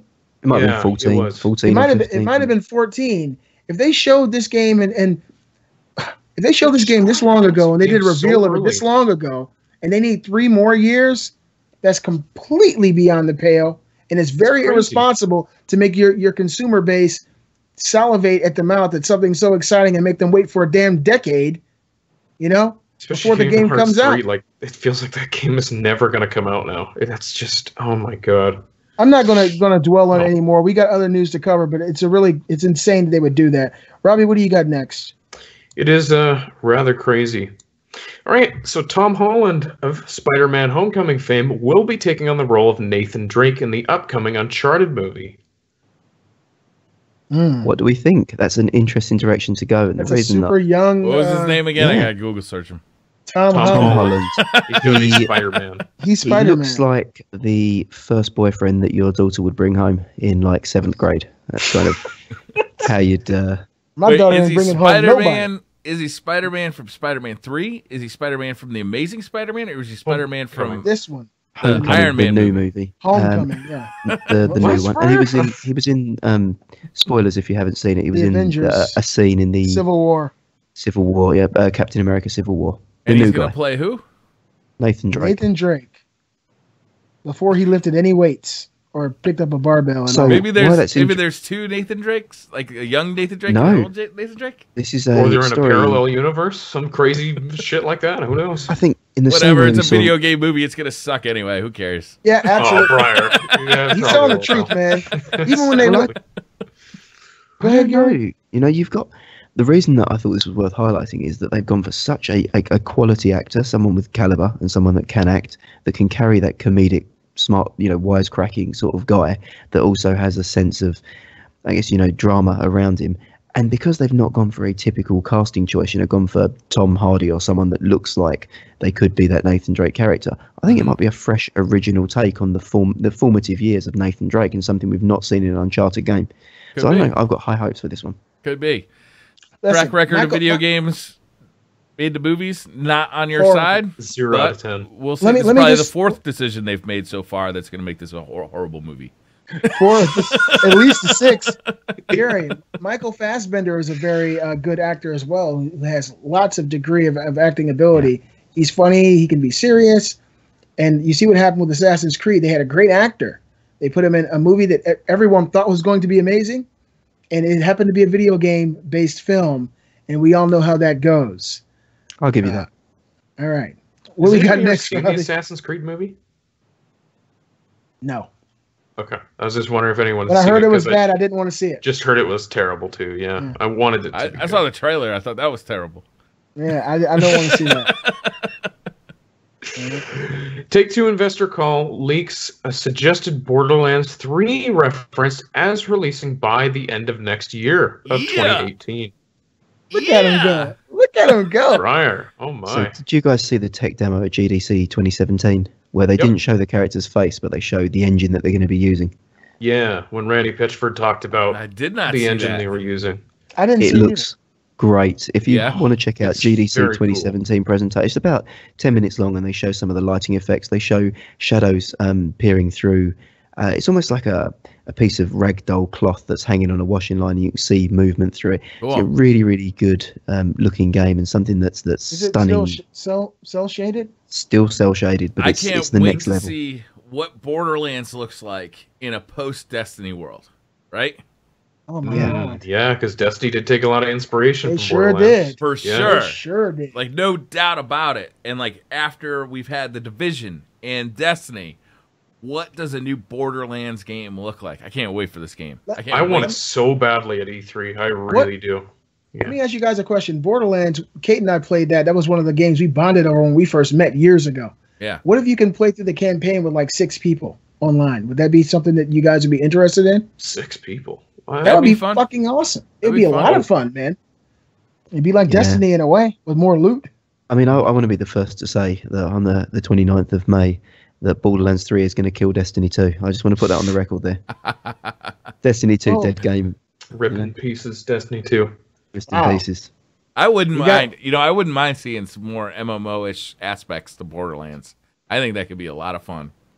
God, That can world you- with some more kind of like open world multiplayer aspects, a lot of fun. It's made for it, Briar. It's perfect for that kind of addition. Yeah. It was before its time, and now it's after its time. But it can actually go forward again and revolutionize gaming in the same way. Jokes aside, I would like to see something good come out of Gearbox, because the pre-sequel wasn't what people thought it was going to be, and No, then that was a Battleborn, different developer anyway. it was, but it's still the same. Battleborn wasn't. It was Gearbox and No. 2K Australia. I want to say it was 2 studios. But yeah, you know, they shut Battleborn down. came out dripping with style. It was oozing style. You had like Deltron, like Del the Funky Homo Sapien doing anime intro, really good game, and then it just didn't hit the mark with anyone. It so- is a great game. I'll say that. I Because love of it. Yeah, it's a good game. Overwatch. It's a great game. It just came Came out out at the the same wrong time as time, Overwatch. It was Overwatch, just and it fucking got screwed. horribly Yeah. missed time. Everyone said like this is a bad idea. Don't do it. They're like, no, So, we don't care. Release it in May. If this is It was almost as coming bad out as full, releasing Tomb Raider the same day as Fallout 4. Fallout 4. Everyone was like, "You're out of your mind to do that. The game is good. Set to I think die." that They're was- like, I "Nope, think that we're was doing it actually anyways." worse. Great That job. was jokes aside, the worst if this idea. is coming out fall 2018, that could line up for a Destiny 2 expansion. And if Oh, you've yeah. got a Destiny 2 expansion, which is, Taking King level, and Borderlands 3, that could be a problem for Borderlands. I mean, being honest. Or, a year after Destiny, people might be getting sick of Destiny and be ready for something new. And Borderlands, a lot of the same people Yep. who play Destiny were also previously very in love with Borderlands. Like, it's a very similar group of people in a lot of Well, ways. the Twitch directory was a Borderlands directory, really. A lot of the big guys. So Yeah, a lot of them. Yeah. What we got, Robbie? All right. Twitch has added new features this week to multiple games, including Destiny, Hearthstone, League of Legends, etc. For Destiny, it brings gear and stats and loadout commands and functions as standard more streamer tools, including heat maps for activity recommendations. What does this mean? I want access to this so bad. So sounds there's awesome. a group of 6 streamers who aren't necessarily the largest streamers. Some of them are, but they're people that are working with Twitch to pilot this. So this is King Gathalion, Ninja with Noel, Gigs, Syntax 7, BurnBX, and My Name is Bife, I think are the ones that I can remember off the top of my head. So this will give you functionality to answer the core questions that you see in chat all the time. So what primary are you using? What's your loadout? What what perks are you using? Core things like that won't actually be commands in chat anymore. It will be accessible through a UI overlay on Twitch. So this is just for Destiny, but there's obviously features like Hearthstone. You can see what deck the people are carrying. League, you can see how the teams are built. The other thing that's really interesting for yourself as a streamer, Briar, and I'd love to hear your thoughts on all of this, is you can get heat map recommendations to see where your viewer spikes in real time when you go into an activity, and your viewers can request through a voting system that you're not initiating what they want to see you be playing. So how do you feel that this changes the Twitch environment for you, and do you think this is something that's going to be positive or detrimental to the experience? There's a bunch of things, right? The thing where I can see heat maps and viewers can request, a little mixed on that. Heat maps are okay, but it's important not to overanalyze your viewership and to make sure you're having fun when you're playing video games. If you are constantly worried about, oh, I get the most viewers when I'm doing strikes, but I fucking hate doing strikes, you know, it's time to leave the numbers behind. Yeah. So it's interesting. Just don't make it your life's goal to get more viewers, right? Because that's the path to madness. It is very cool. More information is always a better thing, though, right? It's always a better thing. Having people request what they want you to do, that could be cool if you're open to it. It could be a super annoyance if you're not. Having the commands to answer frequently asked questions is amazeballs. Like, there's no downside to that. Amazeballs. Right? There's no Something I hear every downside. day. Yeah. I mean, currently we have commands in chat for a lot of those questions. Like if you type capital, or if you tap primary, then it'll tell you my primary weapon or secondary or special or whatever. And it'll tell you, because it can go into the API and take a look at it. If this is a pilot program, I hope they kind of figure out like what works, what doesn't work, and then give options to streamers to really allow them to customize the tools as well, right? If you opt in, do you have to opt into the whole program, or can you opt in just to the commands and leave the chat interaction or the chat voting out, you know, like that kind of thing. But it's a really cool program, and the fact that it's actually looking at the API for the game is amazing. That's cool stuff. We're living in the future. The brave new world. Welcome to the future. The brave That's it. new world. All right, Robbie, what do we got? All right, I think this will be our final news story for the day. We'll Oh, kind of you wrap think things so, up. do PUBG. you? You think so? It's got to be PUBG. Oh, PUBG. okay. PUBG. Calm down.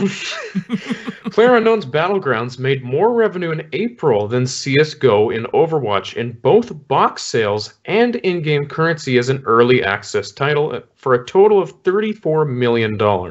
You can buy boxes? That's pretty amazing. So box sales, as in retail sales and Retail, in-game currency, totaled up to $34 Those million Brits weird. in 1 month. Just Yeah, but it's a weird. new game. Does it really? I mean, it's competing against. It's not a new games. game, and that's where it's interesting. That's It's 2 not even months old. released. It's not. It's 0 months old. It's That's true. minus It's early access. 5 Okay, months old. but Yeah. So that's where it gets interesting. So you're talking 5 about months old. CS It's been retailly available for 5 months. I think it was an alpha build 5, and then it was released as early access 3 months ago, Yeah. 2.5 months ago. March, I think it was about 2 months. I mean, So- you look at in the Steam directory, it is top 3 every day, all day. Wow. YouTube videos are going ape shit. You know, it is, people are playing this game and loving it. Viewership for people streaming it is very high, and you know why, because it's fun to play, but it's also fun to watch somebody else play. It is like you get invested into this like 30-minute episode of somebody going out there, seeing like what kind of loot they can find. It's like a little adventure every time you play, and it's very compelling to watch as well. Now, I know you're a fan, well, most of us here are fans, but I had a couple of concerns on this one. So one being peak interest on a game before launch. Is that a good thing? So a lot of these people have already made their purchases. So I've bought this game, you've bought this game, Robbie's bought it, Beastie's bought it. When they release the game, we're not buying it. We've bought it. The box sale's already done. Yep. So how do they hit the charts at retail when a lot of the core audience is already there? Same thing with Twitch. Twitch is a cyclical beast, and certain games will transcend that, things like Destiny and Hearthstone League, but a lot of games will be popular for a month, maybe two, and then they'll fall off the face of the earth. But this one's different because exactly what you're saying is it's got the slow build. It didn't start off top 3 at Twitch. It's climbed its way there. It's not like Zelda Breath of the Wild where it launches and everybody's playing it the week it launched. No, this is word of mouth. It's spreading through, like, this game is great. It's spreading by word of mouth, and that's the best kind of thing you can get. That's how Robbie and I bought it. The only way that they can make a retail sales just boom is bringing it to a new audience. That's why you hear the rumblings of possible console launch. If they were to bring this thing to the Xbox, PlayStation 4 possibly, that's a huge deal. Big deal. And my last concern on that one is, do you feel that potentially if they could overcome the Twitch viewership issues and the box sale issues, at the moment, they're only making money on microtransactions for cosmetics, like how you look, and sales for the price of it on Steam, the admission price. Are you concerned that we might see a pay-to-win model coming in? Because there is a Chinese developer behind this, Bluehole's Chinese. But I know it'd kill it, but at the same time, people would potentially buy it to start with medkits, start with bandages. You know, if you could buy a box that gave you... I don't see them doing that. I think it'll just be cosmetic things and just more ways to buy those crates. They've already said that they're planning on increasing the amount of cosmetic items you can get in those crates. I didn't even know they were for sale, to be honest with you. No. I thought the only way to get them was to earn them. But yeah, cool. Like, I have no problem with in-game purchases as long as they're cosmetic only. As soon as you add a overpowered bow to the Last of Us multiplayer, fuck you, I'm out. That's exactly what happened, Briar. Well, I mean, if they go the way that's the day Briar left. If they go the way left before that, be real. H1Z1 King of the Kill, have you seen the price that some of those skins go for? I mean, we're talking thousands of dollars. Yeah, that's cool. Yeah. I don't care. Oh man. Yeah, people are selling them as Steam gifts, the code for it to get it. Like CSGO skins too. Those are a hot thing too. Yep. So that could be a market they go into if they're talking about expanding that. So just some concerns that I wanted to air. That doesn't bother me at all. If as long as the in-game microtransactions or major transactions are cosmetic only, great. As soon as you start adding pay-to-win stuff, nope. Hey, you know what? If you want to buy a $3,000 hot pink skin for your AR, go ahead. Yeah, it's freedom to do it. Yeah, good investment as well. You know, that just means that there's more chance of me taking your money. A fool and his money, you know. It's good for me. It's good. It's good. It makes my heart warm to know so many idiots have so much money. They're willing to spend them on gun skins. Talking about idiots spending money, what are us four idiots going to be spending our money on next week? What are we buying? What are we playing? I am playing Friday the 13th this coming week. Actually, tomorrow. I'm playing that tomorrow with the Destiny Community Podcast crew. We'll be playing that, I think, at 3 p.m. Eastern, noon Pacific. I'm really looking forward to that. Hell yeah. I'm also looking to buy Star Trek Bridge Crew. I don't know if that actually comes out this week, but we'll see. If it does, I'm going to be looking to play that with you guys, specifically Beasley and Gary, because I've been looking forward to that game for a long time as a huge Star Trek fan. And then we are going to be playing PUBG again on Tuesday night around 5:30, 6 p.m. Eastern, depending, kind of just around 5:36. We're not exactly sure the minute. Whenever Beasley gets on. Yeah. Blame Beasley. Damn jobs. Stop holding us back. Oh, you Beasley, what you got going on this week? I'm going to be playing PUBG. I want to get a little bit of practice in. I'll go in alone and brave the world on my own, probably after the show tonight and tomorrow. Balls deep, sir. I'll be playing also tonight if you want to team up. Word? Thug life, I'm in. Just let me know when. Murder's better with friends, you know what I'm saying? All right, cool. Hey, three. We getting it in tonight. Three-way? Yes. Three-way? Yeah, three-way. Novo boys. Novo boys. I'm also going to start playing Nier Automata, which was a gift to me from my older brother Joe. What's up, Joe? We didn't talk to you in a while. That's a game that I played the demo of. I loved it. Gary talked about it a few weeks ago. He loved it.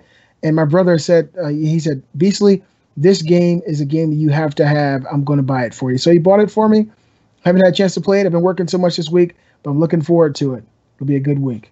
Hell yeah. You got some videos for us as well, haven't you, Beasley? You've been talking about a really interesting video that you've got coming this week. Is this? Yeah, is well, this true? the first half of the video uploaded this morning, did Russia affect our election, the 2016 presidential election? You guys come to my YouTube channel and check that out. It's a very intriguing video. It's 11 minutes long, and the second half should be up tomorrow or Tuesday at the latest. I got my new camera, as you guys can see, my C922. I'm loving it. And so I'm definitely going to finish that up either tomorrow or Tuesday at the latest. I might buy one of those, Beasley. I really like that camera. Miss 5000 Watts uses it too, and she really likes it too. I need a second webcam. I might get one of those. She's really cool. She's like a prettier version of you. Right. What's the second webcam for? I'm gonna. The first time I've ever even heard that, but all right. I'm gonna hazard a guess and say Briar's gonna have a 24/7 crotch cam just on all the time. That's it. How did no matter you know? what he's doing. That's it. You know, we Viewership almost like made it. triple We with almost that. made it all the way through the show without a dick joke. But boom, Gary pulls it out. Nice job, Gary. Thanks, Gary. Gary. I've had it out for most of the show. Just the camera cuts out. Yeah. It's fine. What are you playing this week, Gary? So this week I'm hoping to get back into Final Fantasy. It was heartbreaking losing 35 hours on 13. So I'm going to Wikipedia the rest of the plot and find out what happened in 13, just because I'm not going to play back through that, and jump in at 13.2. So I'll be playing Final Fantasy 13.2. Dark Souls 3 I need to play more of because I'm in love with that game. I'm really, really enjoying it, and it's such a reward in playing a Souls game. And then I'm going to be dabbling in PUBG as well with you guys. And, you know, I struggle to say I'm going to play PUBG because when I get on it, I know that it's an evening lost. And I don't like sitting down and, you know, doing that because I play one game and then it turns into 6 hours and then it's 3 a.m. and my fiance shouting at me and I'm tired. So, yeah, I try not to play PUBG. To Briar. Yeah, it's just not. You're doing something right, so you're doing I'm something sorry. right. I thought you said shouting as in shooting. Kind of like when Briar team shot me just not that long ago. Remember that, I don't know what you're Briar? talking about. Everyone Yeah. here except Beasley has killed you because Oh, I I ran you do. over with a Dacia. That Beasley, just sounds like an Brian, opportunity to me. I think You got to Beasley's right not, this wrong, Beasley. you're not fully Yeah. bonded till you've just whacked that Canadian. You know, just take him I'll out. be seeing you Oh tonight. my God! Whoa. He ran That's over it. Robbie and he apologizes for being in the way. I know how Canadians work. Yeah, He you wasn't run me over. apologizing to me, Beasley. That's it. Next time Beasley runs into the woods, he'll be behind you. Robbie, squeal, piggy, squeal. It's just going to happen, you know. What? Oh, All right, so that's everybody, right? Robbie, did Robbie. you tell us what you were going to play? jeez. More PC stuff, I'm sure. Be dabbling into some games. Yeah, I've been addicted to PC gaming this week. I really have. Can't wait to play more PUBG, BioShock Infinite. I love that game. I haven't played it in years, so finish that, and maybe start up some other things too. PC boys. Sounds Best good. race. All right, Beasley, hit him with that outro. Thank you guys so much for joining us today for another episode of Beastly Thoughts Live. We go live every Sunday at 6 o'clock p.m. Eastern at twitch.tv/Briar Rabbit. You guys know where you are. The show is also uploaded to YouTube at Briar Rabbit's channel and Beastly Gamer channel. If you can't watch the live feed or the video format, you can now listen to the show in podcast form on Podbean, iTunes, or your favorite podcast service. Thank you so much again for joining us and hanging out with the crew. We'll see you next week, same time, same place. All right, guys. See you next week. All right, guys. Take care. Man, real lack of dick jokes this week. I don't know. Shows